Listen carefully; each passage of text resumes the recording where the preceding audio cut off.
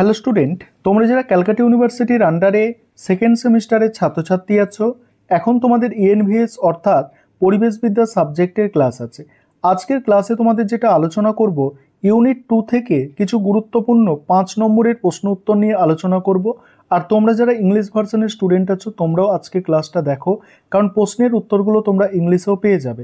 আগের ক্লাসে আমি তোমাদের এই 3 নম্বর প্রশ্ন পর্যন্ত আলোচনা করেছিলাম, যে সাজেশন আমি দিয়েছিলাম, অর্থাৎ টিকার ক্ষেত্রে আমি এতগুলো টিকা আমি আলোচনা করেছি আগের ক্লাসে। আজকের ক্লাসে আলোচনা করব 4 দাগের প্রশ্ন, 5 দাগের প্রশ্ন এবং এই প্রশ্নটা সেট 1-এ দেওয়া হয়েছিল গতবারে, অর্থাৎ এর আগে যখন গতবারে পরীক্ষা হয়েছিল সেকেন্ড সেমিস্টারে, তখন এটা সেট 1 অর্থাৎ মর্নিং শিফটে দেওয়া হয়েছিল এবং তোমরা ডে এবং ইভিনিং শিফট যারা পরীক্ষা দিতে চলেছো এবারে, তোমাদের জন্য কিন্তু এই শেষের প্রশ্নটা মোস্ট ইম্পর্টেন্ট।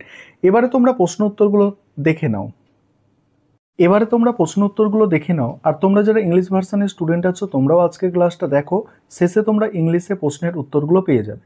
প্রথম প্রশ্ন যেটা আছে, পরিবেশগত নীতি বা আইনগুলি প্রয়োগের ক্ষেত্রে সমস্যাগুলি লেখো। অ্যান্সারটা দেখো, পরিবেশগত নীতি ও আইনগুলি প্রণয়ন করা যতটা গুরুত্বপূর্ণ, সেগুলিকে কার্যকর করা ততটাই কঠিন। ভারতে পরিবেশগত আইন প্রয়োগের ক্ষেত্রে বেশ কিছু উল্লেখযোগ্য সমস্যা বিদ্যমান।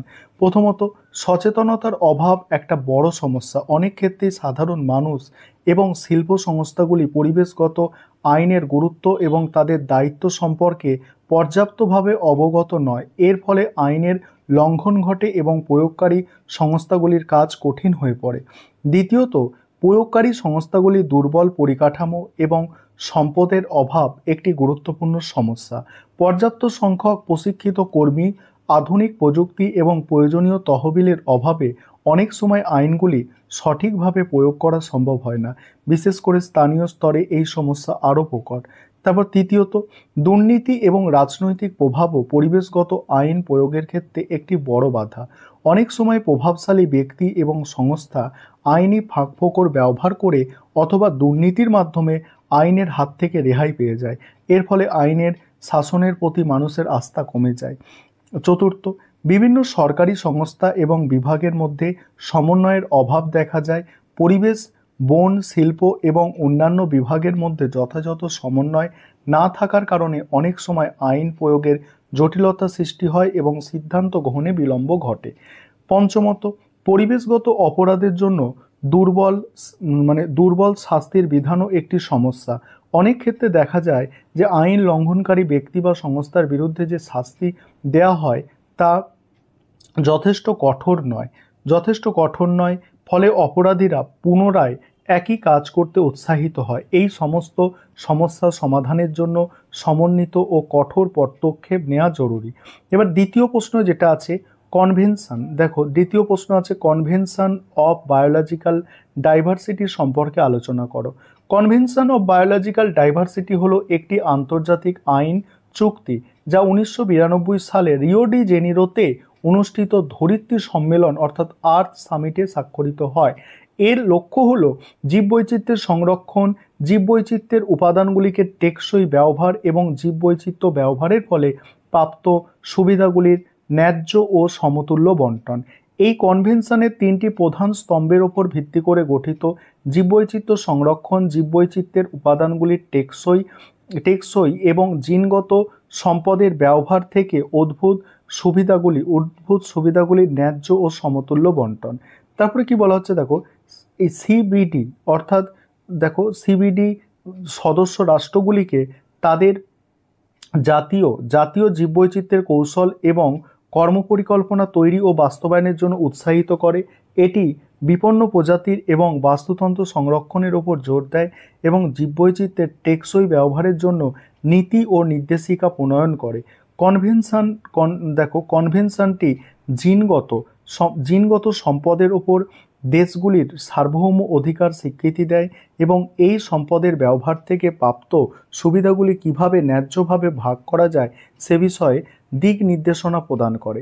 ভারতে সিবিডি এর একটি ভারত সিবিডি স্বাক্ষরকারী একটি দেশ এবং জীববৈচিত্র্য রক্ষার জন্য জাতীয় স্তরে বিভিন্ন পদক্ষেপ নিয়েছে, যার মধ্যে জীববৈচিত্র্য আইন 2002 প্রণয়ন অন্যতম। সিবিডি জীববৈচিত্র্য সংরক্ষণের একটি গুরুত্বপূর্ণ ভূমিকা পালন করে এবং আন্তর্জাতিক স্তরে সহযোগিতা ও সমন্বয় বৃদ্ধির মাধ্যমে পৃথিবীর মূল্যবান জীব সম্পদ রক্ষা করতে সাহায্য করে। এবার বলা হচ্ছে, দেখো, মলটিক প্রোটোকল এবং কনভেনশন অন বায়োলজিক্যাল ডাইভার্সিটির উদ্দেশ্যগুলি সংক্ষেপে ব্যাখ্যা করো। এখানে দেখো, মলটিক প্রোটোকলের প্রধান উদ্দেশ্য হল স্ট্র্যাটোস্ফিয়ারের ওপরের স্তরকে রক্ষা করা। এই প্রোটোকল 1987 সালে প্রণীত হয়েছিল এবং এর মাধ্যমে ক্লোরোফ্লুরোকার্বন এবং অন্যান্য ওজোন ক্ষয়কারী পদার্থের উৎপাদন ও ব্যবহার ধীরে ধীরে বন্ধ করার জন্য সদস্য রাষ্ট্রগুলি সম্মত হয়েছে। ওজোন স্তর সূর্যের অতি বেগুনি রশ্মি থেকে আমাদের রক্ষা করে। মলটিক প্রোটোকলের লক্ষ্য হল ওজোন স্তরের ক্ষয় রোধ করে মানব স্বাস্থ্য এবং পরিবেশের ওপর এর বিরূপ প্রভাব কমানো। সময়ের সাথে সাথে এই প্রোটোকল বেশ কিছু সংশোধন আনা হয়েছে যাতে আরও কঠোরভাবে ওজোন ক্ষয়কারী পদার্থের ব্যবহার নিয়ন্ত্রণ করা যায় এবং বিকল্প ওজোন বান্ধব প্রযুক্তির ব্যবহার উৎসাহিত করা হয়। এই প্রোটোকল আন্তর্জাতিক পরিবেশগত চুক্তির একটি সফল উদাহরণ হিসাবে বিবেচিত হয়। কনভেনশন অন বায়োলজিক্যাল ডাইভার্সিটির প্রধান উদ্দেশ্য হল জীববৈচিত্র্য সংরক্ষণ, জীববৈচিত্র্যের উপাদানগুলির টেকসই ব্যবহার এবং জীববৈচিত্র্য ব্যবহারের ফলে প্রাপ্ত সুবিধাগুলির ন্যায্য ও সমতুল্য বন্টন। 1992 সালে রিও ডি জেনিরোতে স্বাক্ষরিত এই আন্তর্জাতিক চুক্তিটি পৃথিবীর মূল্যবান জীবসম্পদ রক্ষা করার জন্য একটি কাঠামো প্রদান করে। সিবিডি বিপন্ন প্রজাতি এবং বাস্তুতন্ত্র সংরক্ষণের ওপর জোর দেয় এবং জীববৈচিত্র্যের টেকসই ব্যবহারের জন্য নীতি নির্ধারণ করে এবং জিনগত সম্পদের ব্যবহার থেকে প্রাপ্ত সুবিধাগুলি ন্যায্যভাবে ভাগ করে নেওয়ার কথা বলে। এটি সদস্য রাষ্ট্রগুলিকে তাদের জাতীয় জীববৈচিত্র্য কৌশল এবং কর্মপরিকল্পনা তৈরি ও বাস্তবায়নের জন্য উৎসাহিত করে, যার মাধ্যমে জীববৈচিত্র্য সংরক্ষণ এবং টেকসই উন্নয়নের মধ্যে ভারসাম্য বজায় রাখা যায়। এবার তোমরা যারা ইংলিশ ভার্সনের স্টুডেন্ট আছো তোমরা প্রশ্নের উত্তরগুলো দেখে নাও। আমি স্ক্রল করে যাচ্ছি, আর আমাদের ইংলিশ ভার্সনেও স্টাডি মেটেরিয়াল রেডি আছে। তোমরা যদি কেউ পারচেস করতে চাও অবশ্যই স্ক্রিনে দেওয়া নম্বরে যোগাযোগ করে স্টাডি মেটেরিয়াল পারচেস করতে পারো। আমাদের স্টাডি মেটেরিয়ালের কোয়ালিটি কেমন হবে তোমরা দেখতে পাচ্ছ, এই কোয়ালিটির স্টাডি মেটেরিয়ালই তোমরা পাবে। দেখে নাও তোমরা প্রশ্নের উত্তরগুলো দেখো।